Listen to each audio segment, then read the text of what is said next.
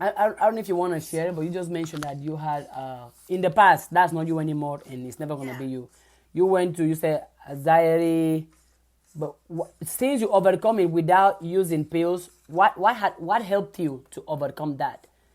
Because a lot of people, at least to me, they come to me, oh, I have anxiety. I'm like, stop saying you have it, but they be like, oh my God, you've been too harsh. Why would you tell me that? Don't you care about my health? I'm like, well, let me just stay quiet then. So, anxiety is pressure. It's like pressure that busts pipes. So, once you get to the point, you're building up the pressure, but once the pipes actually burst, that's when you start to feel the sensation of anxiety or an anxiety attack. Panic attack is something that comes on you and it's like frequent, right? I could have 10 panic attacks all day. And I'll tell you this, one time I was running, I was practicing with my band, and the panic started to come over me. I dropped my microphone and I ran up the steps, and I heard an audible voice. Now, this for me was the voice of God. It was an audible voice, and it said with such power in the voice, it said, "Where are you going?" When I thought about it, I looked around and I said to myself, where am I going? I'm running, but who am I running from? I'm running, but where am I running to? That's when I kind of knew. That's when God put it in me that I have full control over every sensation, over every emotion, over every thought, over every feeling, and I can tell it to stop. I can tell it to stop, right? So sometimes it's working your breathing, learning how to breathe. That's important. Learning how to really pray. That's important. But what really, really helped me is visualization. Visualizing myself over the problem. When I was feeling anxiety, I didn't talk about feeling anxiety. When I was feeling panic, I didn't talk about, because talking about it feeds it. Talking about it gives it life.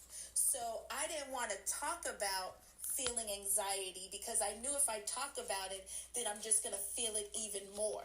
So what I did was I silenced that by telling it to shut up, to stop. And if I was around people, I would say it in my head. I would gain authority over it because this thing was trying to destroy my life, okay?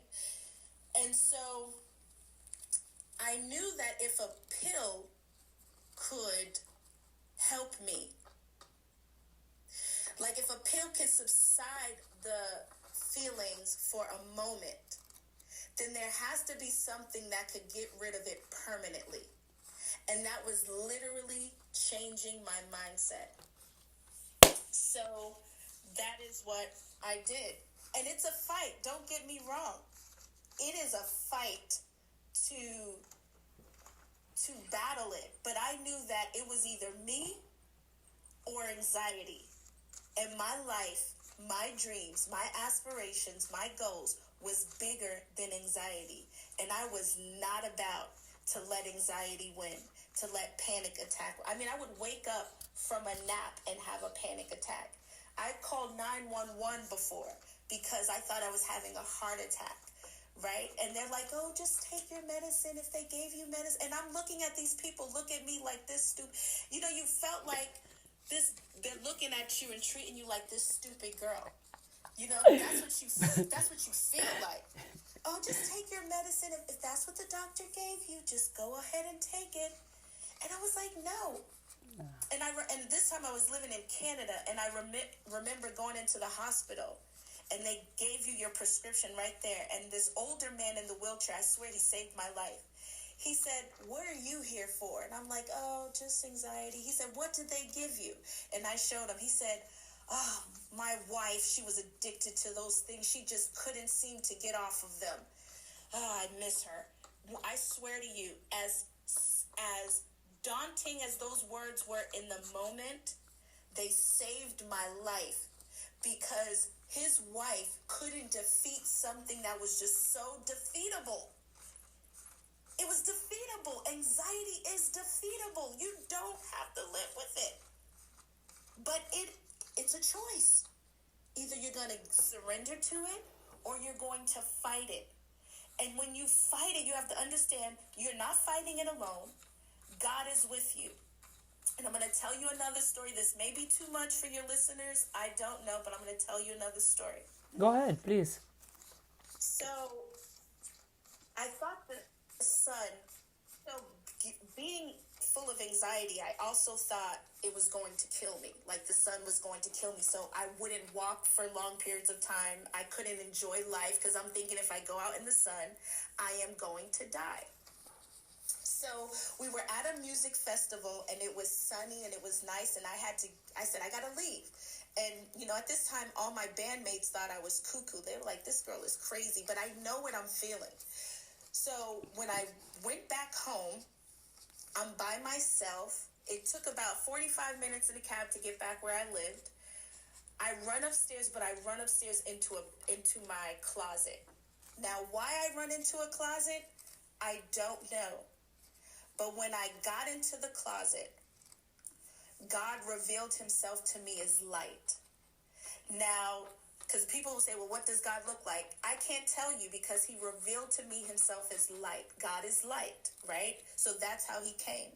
And he said, listen, you can fight this thing alone, or you can allow me to navigate you through it. The choice is yours.